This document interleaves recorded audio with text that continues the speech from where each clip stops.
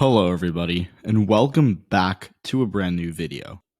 In today's video, we'll be taking a look at the Midwest specifically, and the competitive House races in the region. This is our final in-depth, House seat type video. We did one on Southern California, we did one on New England, and I think you can do some other regions, maybe like the Big Four, or the Four Corners states, or maybe, the Great Plains, but I think the Midwest is the most important in the country, honestly. So, I've already filled out the map with the seats we won't be talking about. So, as you can see right here, there are a lot of rural red seats, right? Most of the bigger seats geographically tend to be red. Chicago over here, ton of blue there. Minneapolis, blue there. Madison, blue there. Milwaukee, blue there. Detroit, blue there. Cleveland, blue there.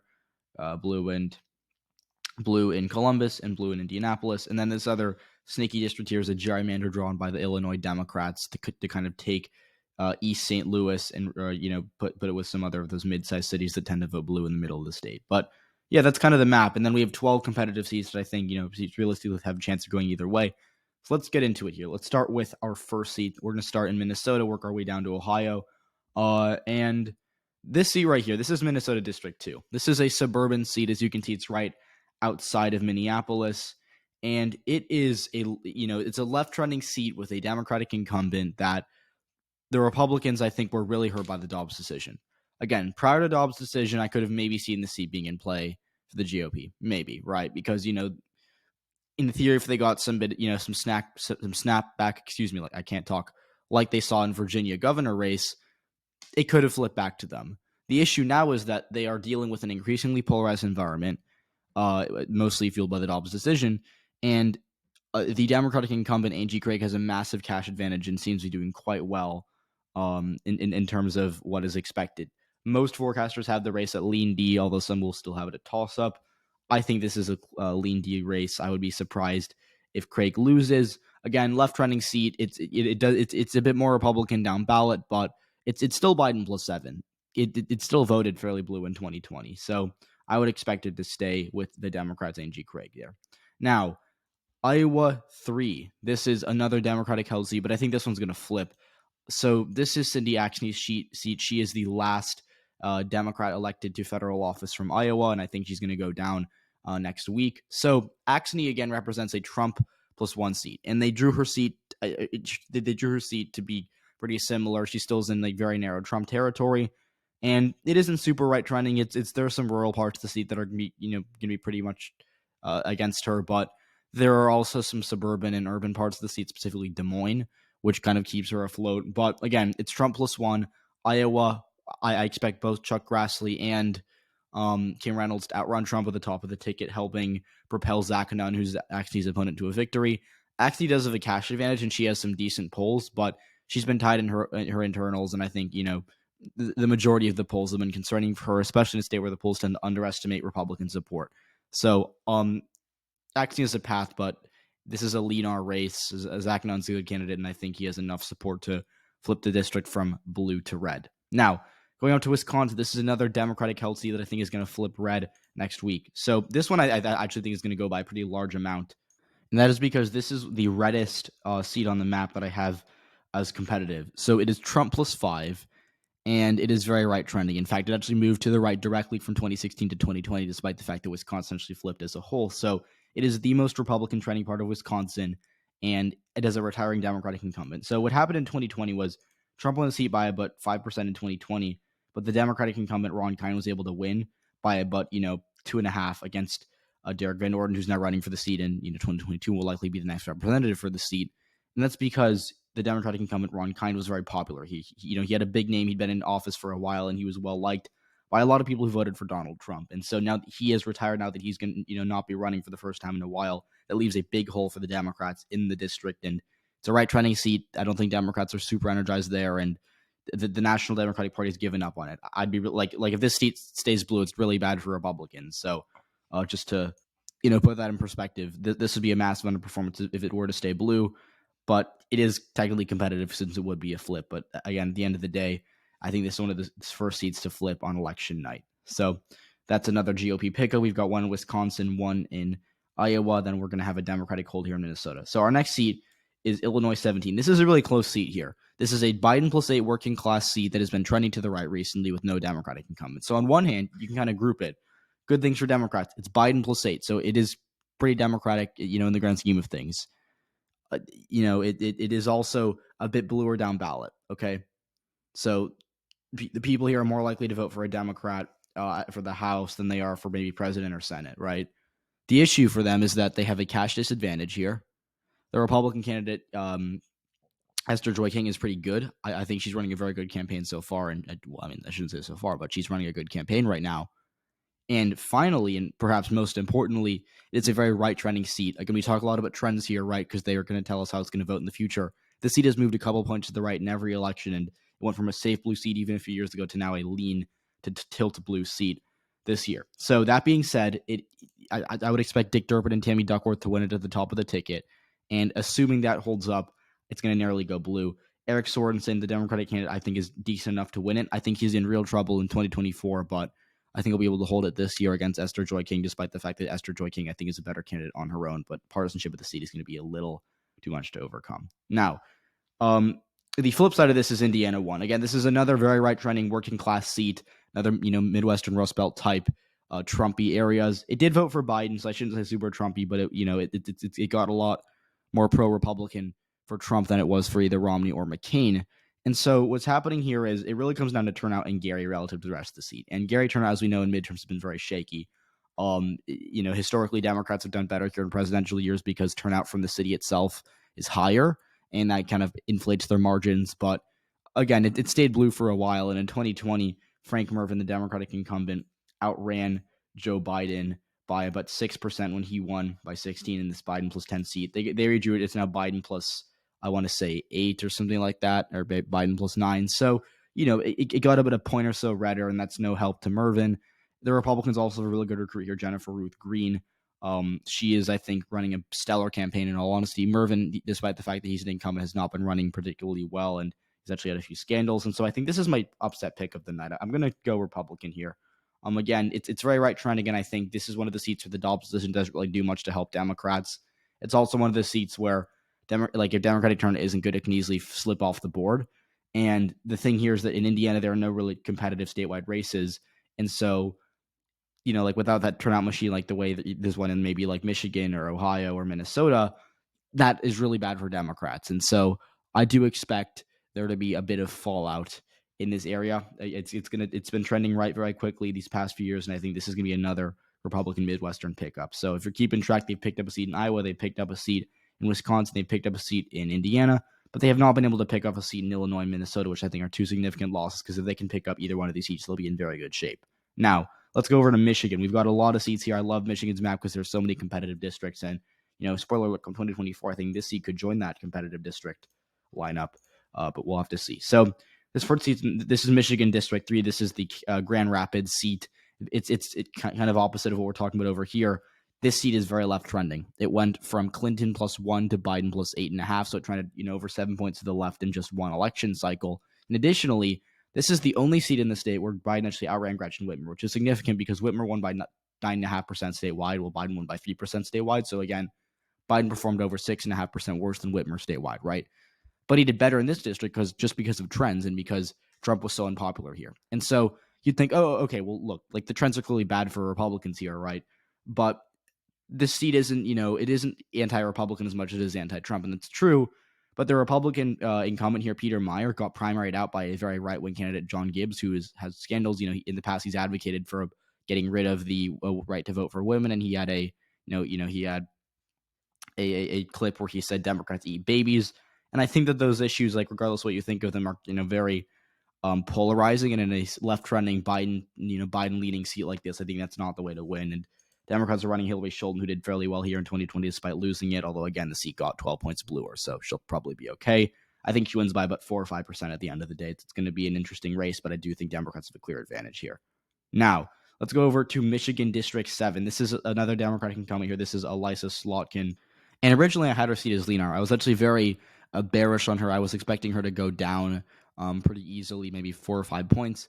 But I have since changed. I think she's actually going to win, and I want to tell you why. So the argument here from a lot of people who think she's going to lose is that, look, Biden only won the seat by 1%. It is 3%, 3.5% to the right of the country, and so unless there's like a sudden Democratic bounce to the generic ballot, it's probably going to vote pretty Republican relative to the nation, and that's true, right? But here's the thing: in the July primary, this seat was one of the only competitive districts in Michigan where Democrats outvoted Republicans. And that isn't to say other competitive districts were necessarily bad for Democrats. It's actually quite the opposite. But what happened was the Republicans had a very contested statewide primary for governor. And they also had, a very competitive primary over in Michigan District 3, which is why a lot of Democrats crossed over to vote for Peter Meyer, the Republican. But so, like the fact that Gretchen Whitmer ran literally unopposed and like that there were like no competitive Democratic primaries in Michigan, and Democrats still were able to win the popular vote in this seat is really impressive. It shows they have a good turnout operation. This is Whitmer's home district, and I think that helps. But most certainly, the most, I think most impressive is that Slotkin is like, last time I checked, like a 13 million cash on hand advantage over her opponent, Tom Barrett, who has also sponsored anti-choice legislation, is not particularly popular within the seat because of his more right-wing abortion positions, which, again, regardless of what you think of them, are not good politics in a district like this that tends to be a bit more Democratic leaning. And so, good incumbent for Democrats. Whitmer's going to probably carry the top of the ticket, and I would think that unless Tom Barrett really cleans up his act in these final months, which I don't think he's been able to do, all that cash in hand, Barrett's going to be able to hammer him, or Slotkin's be able to hammer him on the ads, which is what she's been doing, and I think it's going to come home for her by but 2 points or so. Now, another seat I think is going to go blue in Michigan. This is Michigan District 8. So far, Democrats have keeping track with 3 for 3 in Michigan's competitive seats. So let's talk about Dan Kilde's seat. Again, this is a working class seat, but unlike these other two, it's actually quite right trending. It went from, it kind of stayed the same. Actually, went from Biden, I want to say Clinton +1 to Biden +2, which again is about a point of improvement for Joe Biden. But when you adjust for how much Michigan moved as a whole, it moved about 3.5 points towards the Democratic Party. It's still only about a 1 point shift. So that's still a 2 point shift to the right compared to 2016 and what we saw then, if that makes sense. And so the fact that like the seat moved towards Biden less than the state as a whole is pretty bad for Kildee, and I think he's actually in real trouble come 2024, 2026, whenever the next big red wave is. That being said, Paul Junge is his opponent, and Paul Junge is the guy who, by the way, lost to Eliza Slotkin in 2020. This seat over here, Paul Junge lost by 3.5 points, right? This is a Trump seat, so he underperformed Trump by a fair amount in 2020. He's now running against an even better incumbent, arguably, because Kildee's been around for longer than Slotkin, and he outran Trump by he outran Biden by, I want to say, like 13 or 14 in 2020. And so all of that is to say that I think this is a seat where Republicans originally looking pretty good, but Democratic turnout seems to be up. Whitmer's probably going to carry it at the top of the ticket, and it's a bit bluer down ballot, so I think that's going to really help Kildee, and I would expect him to win by but 2 or 3 points at the end of the day. Maybe, I guess, maybe outrunning Biden by a little bit, but we're going to have to see here. But I do think the seat's going to stay blue regardless. Now, unfortunately for the Michigan Democrats, they're not going to sweep the state because I think this seat over here, Michigan District 10, our final seat, is going to go red. This is a seat that's very interesting because it's kind of right trending, but also kind of not. So part of the seat is very right trending, and that is the working class areas outside of Detroit. It's Macomb County, and the other part of the seat's more suburban. It's more left trending. So I think we're going to see a lot of conflicting trends here. But the interesting thing about the seat is that the Republicans and Democrats have both pretty good candidates. The Democrats have Carl Marlinga, who is a countywide official in Macomb County. He's fairly well liked. I'd say he's a good recruit on their part. And I would also say that Michigan statewide is going to be good for Democrats because Whitmer, Benson, and Nessel are going to carry the district. I would expect that. And also, by the way, I forgot to mention this, but the abortion referendum being on the ballot in all of these seats is really good for Democrats because it's almost certainly going to sweep those competitive races. And so, on top of boosting Democratic turnout, it also kind of gives them a down ballot advantage over Republicans, which again helps them win these 3 seats, but not so much this seat. But the Republicans of John James, who, if you're familiar with him, that makes sense because he ran for Senate in both 2018 and 2020. He lost, but I think especially in 2020, he did quite well. He outperformed his polls by a good bit. And now his polls have him up by, a good amount. The most recent nonpartisan poll of the district had him up by 6. And I think, in a seat where polls underestimate Republicans like this, that's good enough. I think he's going to win by about 5%. And when it's all said and done, that poll, again, I think is a little too much for him. But considering historical trends in polling in Michigan, I still think it's, pretty secure to say he's favored. Malingo, the Democratic candidate, also has no money. And that's really harmful to his campaign because he can't really hammer James in the airwaves the way Slotkin and Kildee and Schulten have been able to do. And so Michigan, I think, is not going to complete the blue sweep here. It's going to go 3 for 4 for Democrats, but they're going to lose in this Macomb County-based seat right outside of Detroit. Now, we have our final 3 districts here. These are in Ohio. And so we're going to start with Ohio District 1. This is a seat I've gone back and forth on, but I'll give it to the Democrats as a Democratic pickup. So this is, I believe, their first, this Michigan seat over here, which is Peter Meyer's seat, is going to be their first pickup. This will be their second pickup. And again, like Michigan 3, this is another Biden plus 8 left-trending suburban seat. Democrats. So first of all, the early vote numbers in Ohio are pretty hard to gauge what they mean, because they have I think they're based on previous primary preference, which again is hard to analyze because a lot of Democrats voted in the primary in 2020 and back in May to vote for Matt Dolan, if you remember that whole thing where they wanted to nominate those moderate Republican. And so essentially what's happening is Democrats are still despite the fact that they have a numerical disadvantage in the area, both because of down ballot registration lag and because a lot of Democrats switched to Republican to vote in the primary, and thus they're getting reported as Republicans, complicated stuff, but I think you get the point. The fact that the Democrats are already doing so well in the early vote in this seat's pretty good for Greg Landsman, who's the Democrat. Again, he's a Cincinnati citywide official, which isn't necessarily the best thing because Cincinnati itself isn't, it's been perceived to be corrupt and whatnot, but it does give him a bit of a base. I think he knows his area quite well. The Republican incumbent, Steve Cabot's been fairly underwhelming so far. He outran Trump by a couple points in 2020, but, he kind of had to burn all his cash in 2020. He doesn't have any cash to spend now, and usually the benefit of being an incumbent is that you have a cash advantage over your opponent, but he doesn't have that this year. And overall, left-trending seat, Tim Ryan being on the ballot, outperforming statewide fundamentals is good for Democrats, so I think this seat is going to vote for Greg Landsman. Now, we've got 2 more seats. I'm going to leave this Ohio 9 for last. We're going to go to Ohio 13, but I think it's going to go red. And so let's talk about this seat, because I think it's very under-discussed. It's a very interesting seat. There's a lot to say here, but I'm going to still keep it red. So this is a Biden plus 3 seat. So it is about a point more Republican than the national environment. It is also a fairly right-trending seat. It takes in the city of Akron and kind of its surrounding areas, which have been moving towards Republicans in recent years. And so that's pretty bad for Democrats because they have to rely on turnout from a bigger city that generally doesn't turn out as much as in midterms. And it also is right-trending. And so that is all kind of making it a time bomb disaster for them. But the argument here for them is that it is a bit more Democratic down ballot. The Democrats have a better recruit, Amelia Sykes, who's, I believe a state senator from the Akron area. So you'd think she'd be able to raise turnout from her district specifically. And the Republican candidate, I want to say Madison Gilbert, has not been able to campaign as much. And so in a House race, that kind of does matter because it's a bit more local, which gives Democrats a bit of an advantage in that department. But overall, Tim Ryan will probably carry the seat, but I don't think it'll be enough for Amelia Sykes. She's a decent candidate, but it's a right-trending seat. And again, she needs a lot of turnout from Akron, and I just don't think that's going to happen in a midterm, especially a midterm like this, which is more Republican-leaning. So Ohio 13, it's definitely a sleeper flip. I think Democrats would have a sleeper hold, I guess you could say, but they totally reshaped the district. So it is interesting in that sense, but what I will say here is that the Democrats have a tough hill to climb, and while it's possible, it's not something I bet on until it actually happens. Now, our final seat, this is, I think, the seat I go back and forth on the most, Ohio 9. So I won't even label it yet because I do want to emphasize how competitive it is. So on one hand, there's a Democratic incumbent, Marcy Kaptur. She's very well liked here. She outran Biden by a fair bit in 2020. She outran Clinton by a lot in 2016. I think you get it. She's a popular representative from the area. The Republicans pulled out of her seat. Their candidate, J.R. Majewski, they basically abandoned him and said, look, you're on your own, because they didn't think they could win it. This was back in September. So things might have changed since then, but they haven't really bought any ads there, so I don't think it has. Additionally, and I guess the cherry on top for Democrats, Tim Ryan being on the ticket is really good for them because Tim Ryan's going to carry, I think, all 3 of these competitive seats probably by fair amounts because, again, he's going to, Biden lost, he won 2 of these 3 competitive seats and he lost Ohio 9 by, 3% in 2020 while losing by 8 statewide. Tim Ryan's probably going to lose by 6 statewide, and he'll do a lot better in these working class areas than Biden. So, you expect him to do well in these areas, and it's going to boost Democrats all around. So that's the good news for Democrats in the seat. The bad news is that Marcy Kaptur, who I said, good incumbent, but this is a lot of new territory, and she hasn't really run a competitive race in at least a very long time.